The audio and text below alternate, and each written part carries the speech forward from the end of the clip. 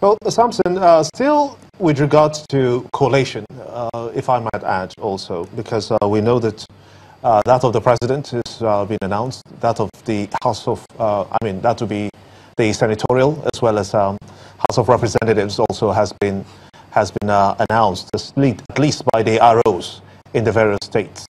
But what happens in the situation, for instance, if allegations begin to pour out that perhaps those results or those announcements haven't gotten to INEC by now and documented in INEC's register of the returning officer's declaration, or should I say returning, and we will be expecting that certificates will be issued to those who have returned as elected.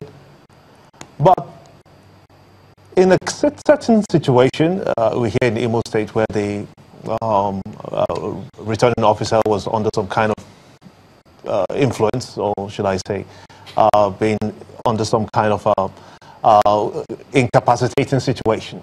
We also heard about that in Bauchi State, where the RO is being under pressure to pronounce that the result he announced was under duress. What happens in that kind of situation, and what can INEC do?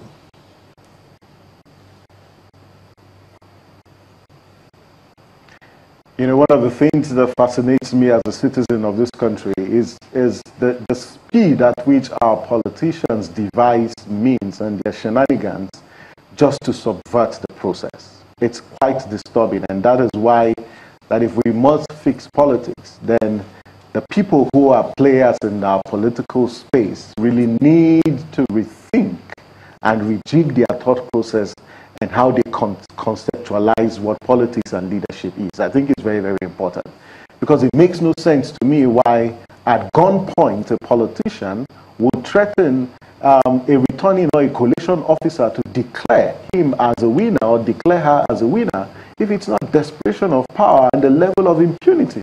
And so it's totally unacceptable. INEC has a critical role to play. The chairman of INEC declared the APC candidate winner early this morning, about 4:30 or so this morning. And he said by 2 p.m. today, the certificate of return will be issued to the president-elect. We expect that this will be replicated. He has set a precedent, and this should be replicated across the country. Where candidates have won their elections, INEC should not waste any time to issue their certificate of return, if and only if those individuals were duly elected and duly returned as winners through a free, fair, and credible process.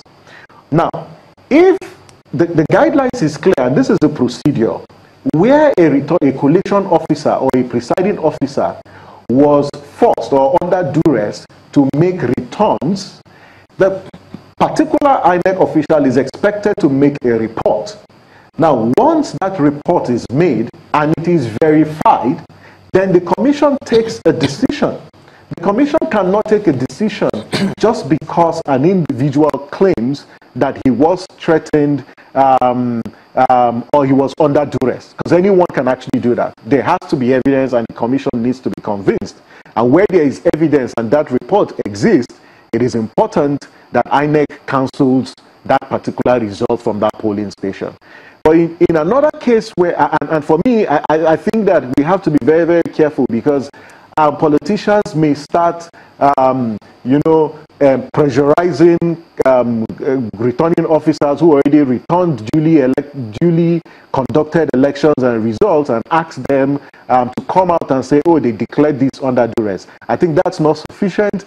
They must file the report. They must also show evidence that there's actually threat and there was duress to enable the commission to take action.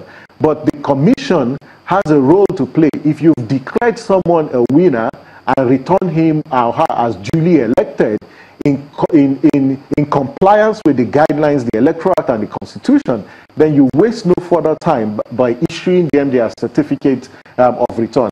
Where the commission intentionally delays issuance of certificate of return, then it will begin to to raise doubts on the part of stakeholders, and its impartiality and credibility and transparency will be called to question. But it is important that the certificate of return is given to people who have been duly elected. More so, if you look at the whole process, the Form EC8A form, which is the result sheets, are in the possession of party agents, right? And so if the political parties, and our data clearly shows that for this election, in 98 to 99% of polling stations, the APC and PDP deployed party agents. So there were party agents in nearly all the polling stations from the PDP and APC, and they have copies, and they should have copies of this result, and they can clearly show that they won or they lost at the polling station, because that is evidence that should be provided. But INEC has got a huge, and we expect that the commission would respond to the Imo case, where both the REC and the collation officer alleged that they were threatened at gunpoint by one of the candidates to declare them a winner. If that indeed happened, then the commission should waste no further time to actually cancel that election, even if the Electoral Act says that once a declaration is made. And my understanding of the provision of the law is, if a declaration is made without any form of duress, and it's a reflection of the vote cast, but you cannot declare results that have been falsified, because it's also against the provisions of the law.